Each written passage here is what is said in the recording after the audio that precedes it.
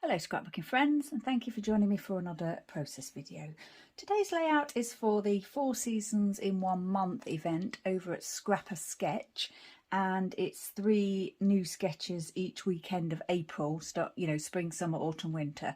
So this is the 3rd weekend, I believe. Yes, it is, because we're on autumn. And my sketch, the sketch that I'm using is the one from Friday the 15th of April, and it's seasons number 7. So that's the sketch that I'm using, and I'll show you a picture of that at the beginning of the video. So what I'm doing is a pumpkin layout. So yeah, October. And when I got this paper, I've mentioned it in previous videos, it's pretty much my most favourite paper ever that I've ever got, and I wanted to obviously do a pumpkin layout. There's not very many opportunities for me to do that other than taking the dogs and having a photo taken with them at somewhere that sells pumpkins, which is what I did. But yeah, the other thing that I wanted to use was these absolutely amazing Bramble Fox pieces.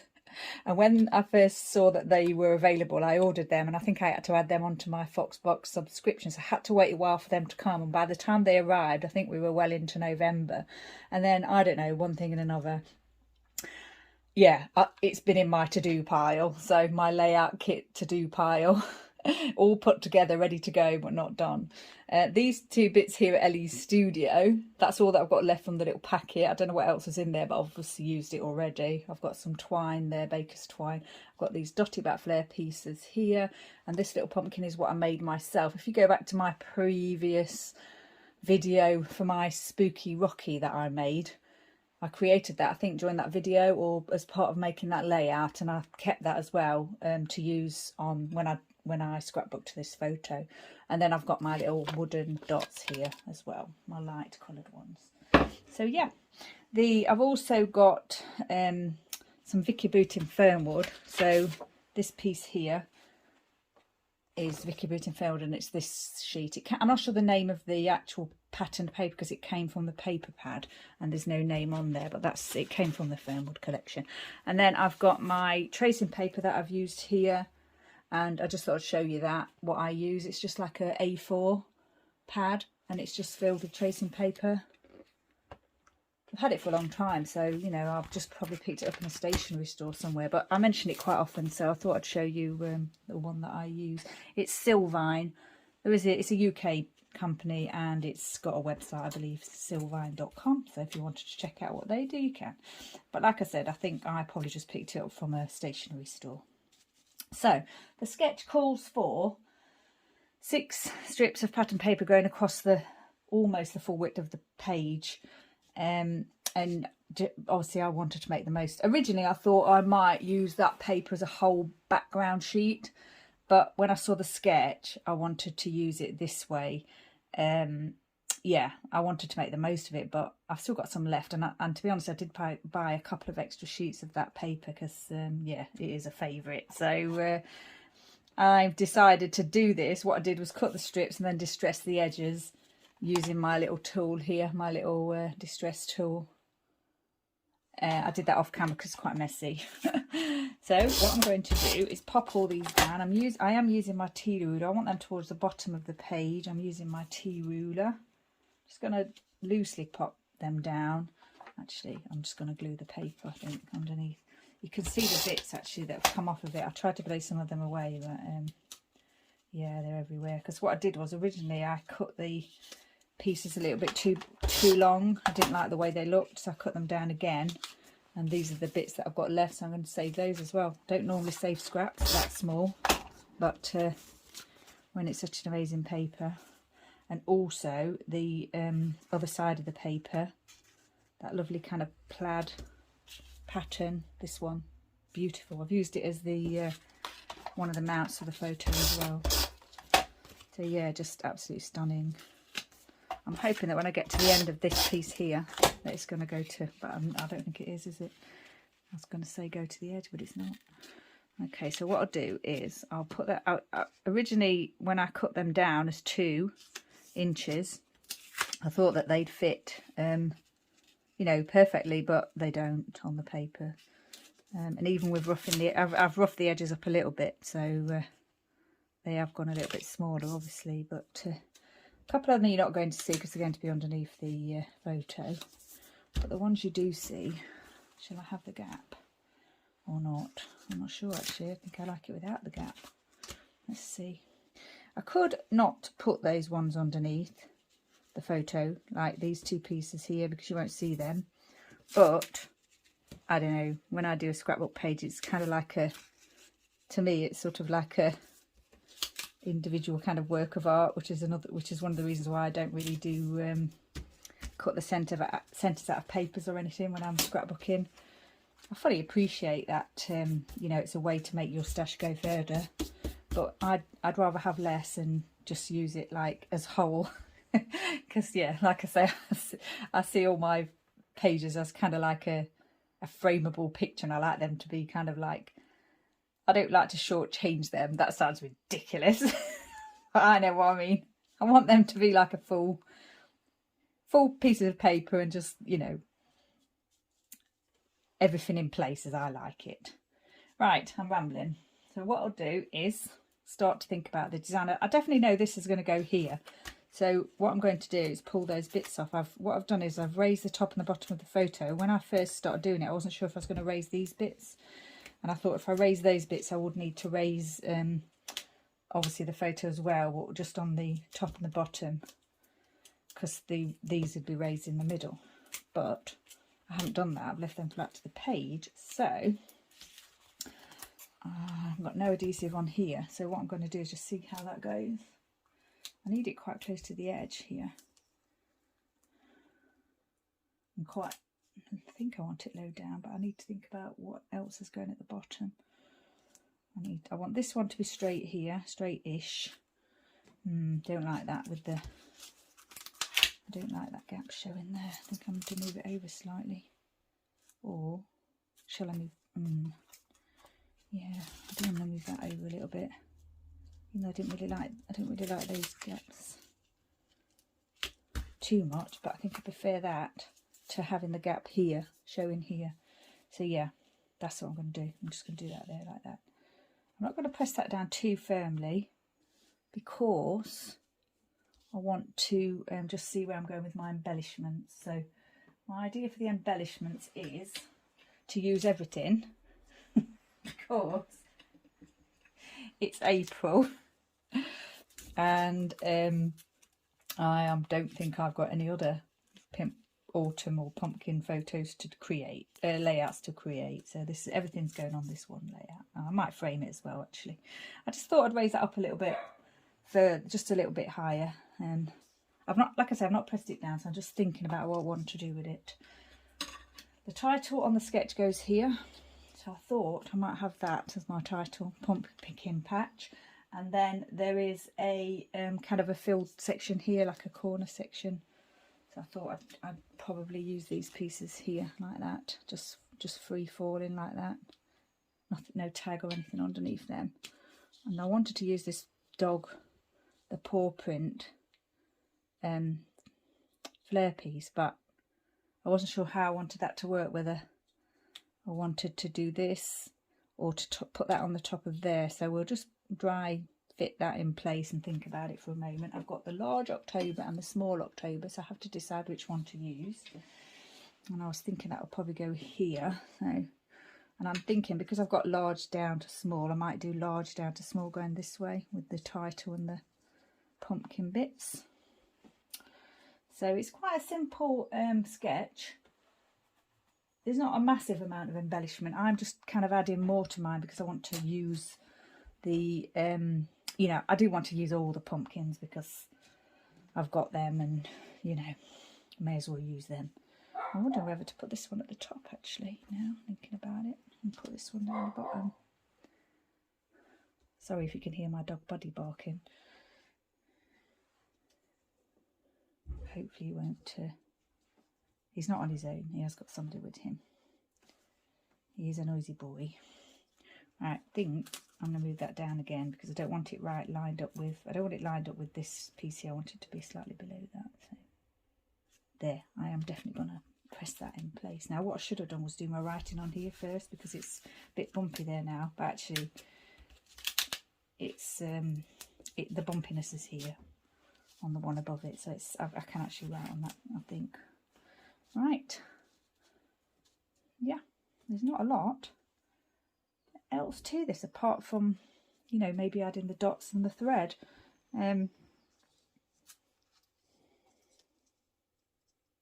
On the sketch there's like a star here and a star here, but obviously I'm interpreting that as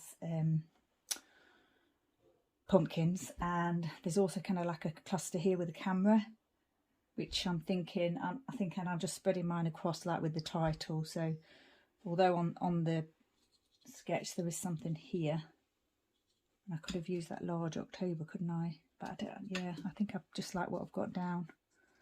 I think we'll probably go with what we've got down here. So we'll get some glue, see how we get on. Pop this one down. I'll probably just have a look over that from above just to make sure it's how I want it to look. Little gaps in between. And I think I actually do really like that paw print one there now. So I'm going to go for it. And I'm quite liking the elongated embellishment cluster here, with a little bit of a bigger gap in between each one. Not sure why, but I do. So we'll go with that. Pop this one here. Ooh, I hope you don't see that when it's dry. I don't think you will. We'll find out though, won't we? When it's dry. There was like a backing. The usual backing that comes on these pieces was white, and actually it did look really nice with the backing still on the dark blue paper. I think it obviously would have been different on white paper, but taking the backing off made them look different on the blue paper. But I liked it, so I left it as you know, I did take the backing off rather than not. I've put a couple of dots on this foam pad, so I'm just going to pop that down. Perhaps overlap that slightly there, just to give that a little bit of interest. Make sure that's where I want it to be. And then this one. Probably add a little bit of that twine somewhere. Probably here, I think, with the October.